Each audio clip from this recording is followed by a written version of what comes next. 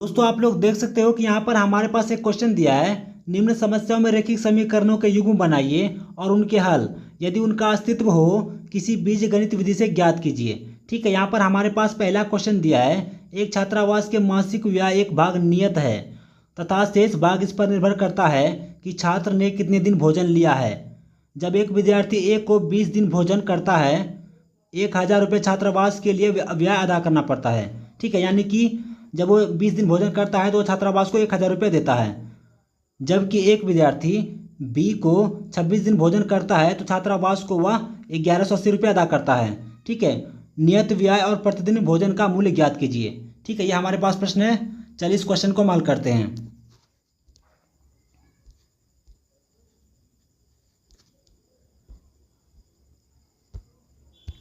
तो यहाँ पर सबसे पहले हम मान लेते हैं नियत व्यय और प्रतिदिन का व्यय। ठीक है, यहाँ पे मान लेते हैं, माना कि नियत व्यय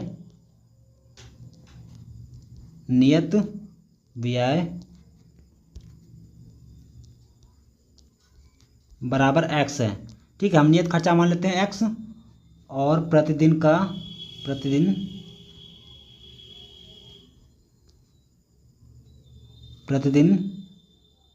भोजन पर व्यय इसको मान लेते हैं हम y। ठीक है, अब यहाँ से हो जाएगा प्रश्नानुसार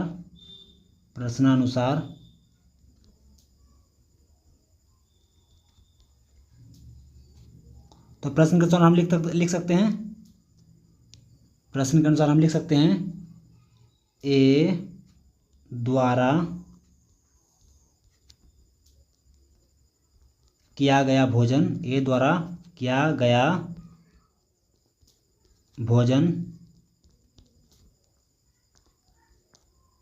बराबर 20y। ठीक है, क्योंकि एक द्वारा 20 दिन भोजन किया गया है तो यहाँ से हमारा पहला समीकरण बनेगा x प्लस 20y बराबर 1000। इसको हम मान लेते हैं पहला समीकरण। अब लिखते हैं b द्वारा किया गया भोजन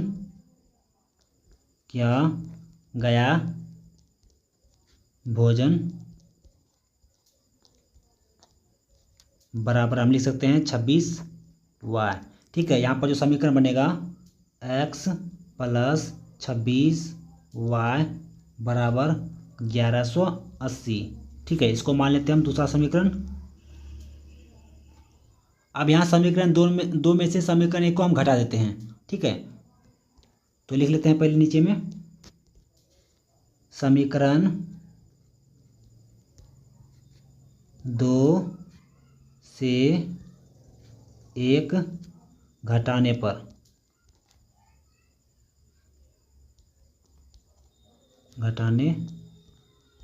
ठीक है, तो हम घटाते हैं x प्लस 26y बराबर 1180 है और ये x प्लस 20y बराबर ये है 1000।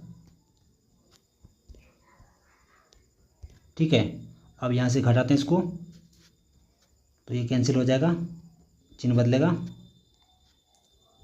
तो यहाँ से कितना हो जाएगा 6y बराबर हम लिख सकते हैं 180 होगा।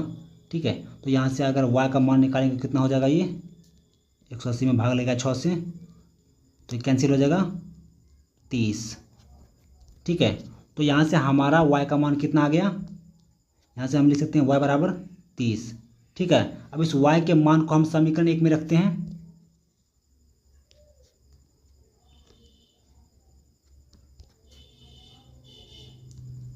समीकरण 1 में y का मान रखने पर, ठीक है, रखने पर तो कितना हो जाएगा, x प्लस 20y बराबर 1000 था हमारा पहला समीकरण। तो यहाँ से हम y का मान रखते हैं, y का मान 30 आया है, तो हो जाएगा x प्लस 20 गुने 30 बराबर 1000। तो यहाँ से कितना हो जाएगा, ये x प्लस ये हो जाएगा 600 बराबर 1000।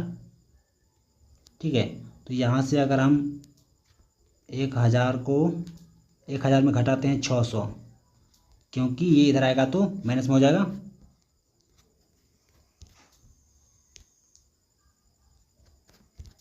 यहाँ से हम लिख सकते हैं x बराबर 400।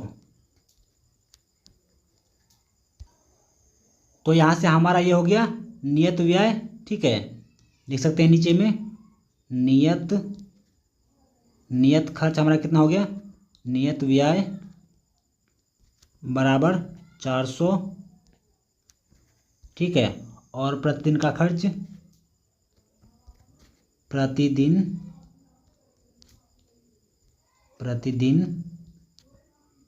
का व्यय, तो ये कितना है 30।